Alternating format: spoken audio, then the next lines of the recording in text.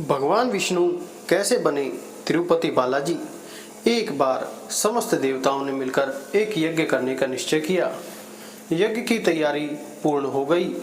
तभी वैद्य ने एक प्रश्न किया तो एक व्यावहारिक समस्या खड़ी हुई। ऋषि मुनियों द्वारा किए जाने वाले यज्ञ की भविष्य तो देवगण ग्रहण करते थे, लेकिन देवों द्वारा किए गए यज्ञ की पहली आहुति किसकी होगी, यानी सर्वश्रेष्ठ देव का निर्धारण जरूरी था, जो फिर अन्य सभी देवों को यज्ञ भाग प्रदान करे। ब्रह्मा विष्णु महेश परमात्मा है, इनमें से श्रेष्ठ कौन है, इसका निर्णय आखिर हो तो कैसे। भृगु ने इसका दायित्व संभाला। वह देवों की परीक्षा लेने चले।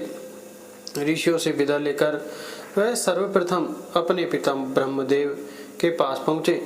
ब्रह्मा जी की परीक्षा लेने के लिए भृगु ने उन्हें प्रणाम नहीं किया। इससे ब्रह्मा जी अत्यंत कुपित हुए और उन्हें शिष्टता सिखाने का प्रयत्न किया। भृगु को गर्व था कि वह तो परीक्षक हैं, परीक्षा लेने आए हैं, पिता पुत्र का आज क्या रिश्ता। भृगु ने ब्रह्मदेव से अशिष्टता कर दी। ब्रह्मा जी का क्रोध बढ़ गया और अपना कमंडल लेकर पुत्र को मारने भागे। भृगु किसी तरह वहां से जान बचा कर भाग चले आए। इसके बाद वह शिव जी के लोग कैलाश गए। भृगु ने फिर से धृष्टता की। बिना कोई सूचना का शिष्टाचार दिखाए या शिवगणों से आज्ञा लिए सीधे वहां पहुंच गए, जहां शिव जी माता पार्वती के साथ विश्राम कर रही थी। आए तो आए, साथ ही अशिष्टता का आचरण भी किया। शिव जी शांत रहे, पर भृगु न समझे। शिव जी को क्रोध आया तो उन्होंने अपना त्रिशूल उठाया। भृगु वहां से भागे। अंत में वह भगवान विष्णु के पास क्षीर सागर पहुंचे। श्री हरि शेष सैया पर लेटे निद्रा में थे और देवी लक्ष्मी उनके चरण दबा रही थी। महर्षि भृगु 2 स्थानों से अपमानित करके भगाए गए थे। उनका मन बहुत दुखी था। विष्णु जी को सोता देख उन्हें न जाने क्या हो गया और उन्होंने विष्णु जी को जगाने के लिए उनकी छाती पर एक लात जमा दी। विष्णु जी जाग उठे और भृगु से बोले, हे ब्राह्मण देवता, मेरी छाती वज्र समान कठोर है और आपका शरीर तप के कारण दुर्बल है। कहीं आपके पैर में चोट तो नहीं आई? आपने मुझे सावधान करके कृपा की है। आपका चरण चिन्ह मेरे वक्ष पर सदा अंकित रहेगा। भृगु को बड़ा आश्चर्य हुआ।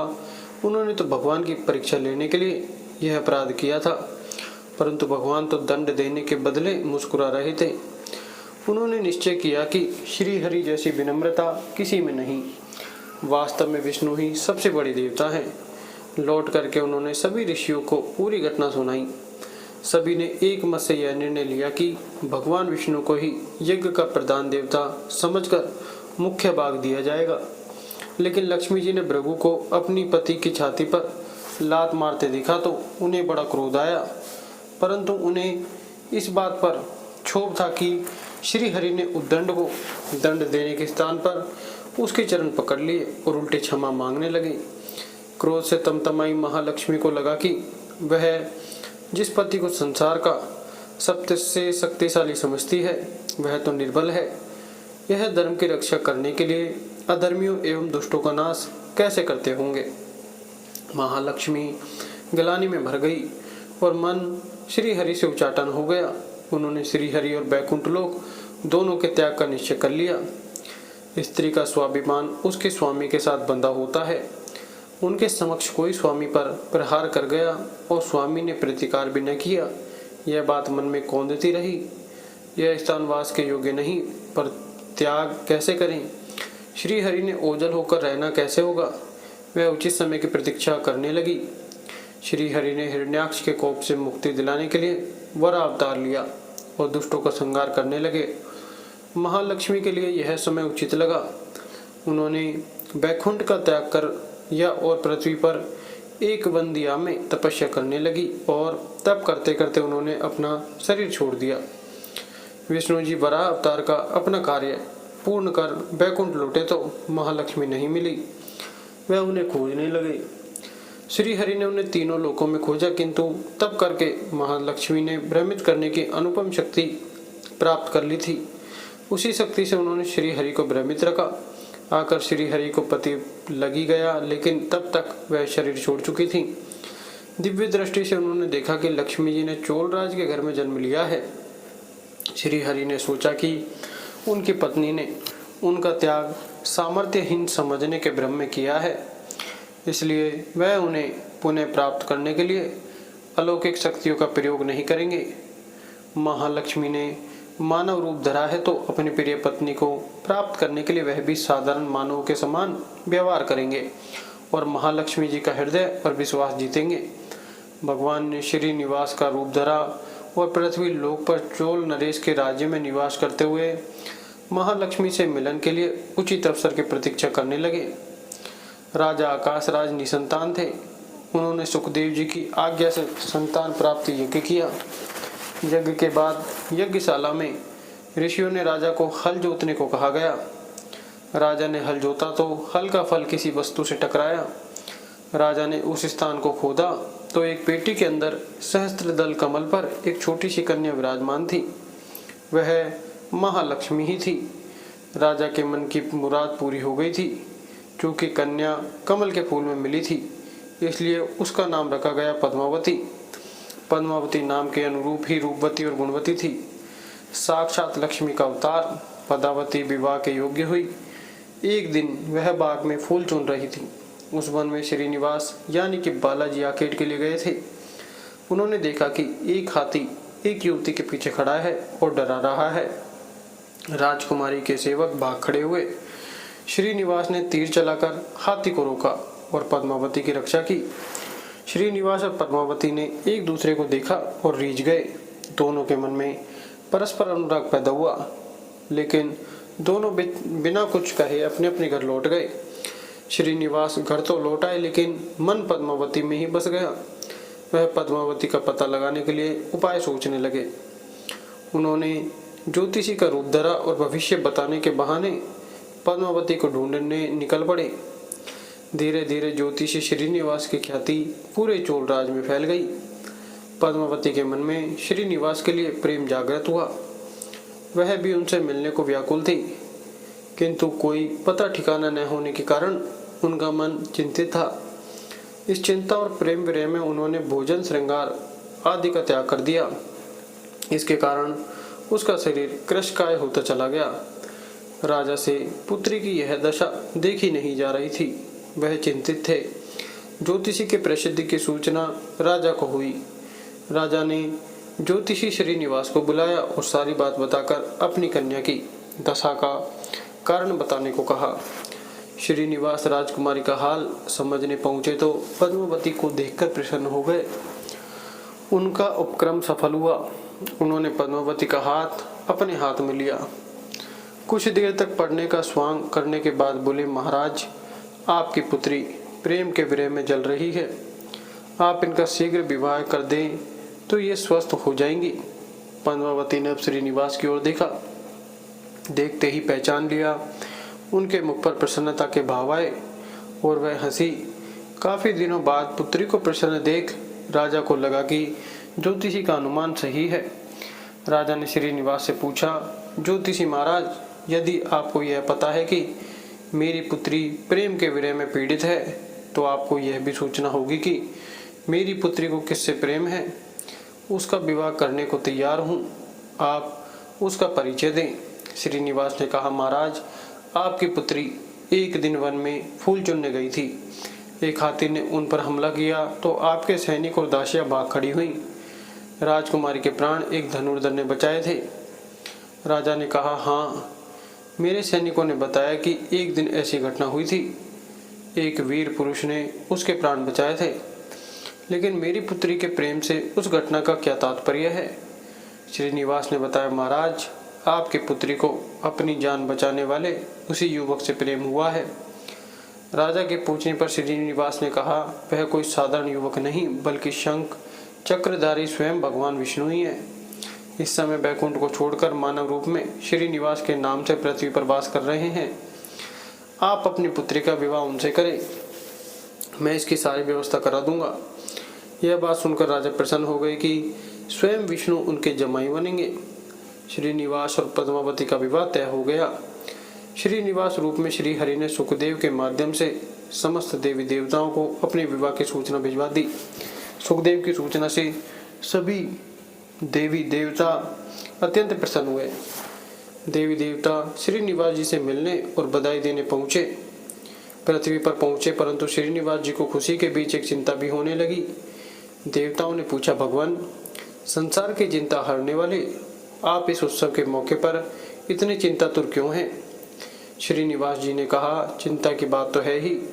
धन का अभाव, महालक्ष्मी ने मुझे त्याग दिया, इस कारण धनहीन हो चुका हूँ।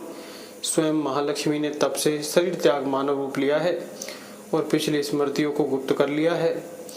इस कारण उन्हें यह सोचना नहीं है कि वह महालक्ष्मी का स्वरूप है। वह तो स्वयं को राजकुमारी पद्मावती ही मानती है। मैंने निर्णय किया है कि जब तक उनका प्रेम पुनः प्राप्त नहीं करता, अपनी माया का उन्हें आभास नहीं कराऊंगा। इस कारण मैं एक साधारण मनुष्य का जीवन व्यतीत कर रहा हूँ और वह है राजकुमारी। राजा की पुत्री से शादी करने और गर्भ बसाने के लिए धन, वैभव और ऐश्वर्य की जरूरत है।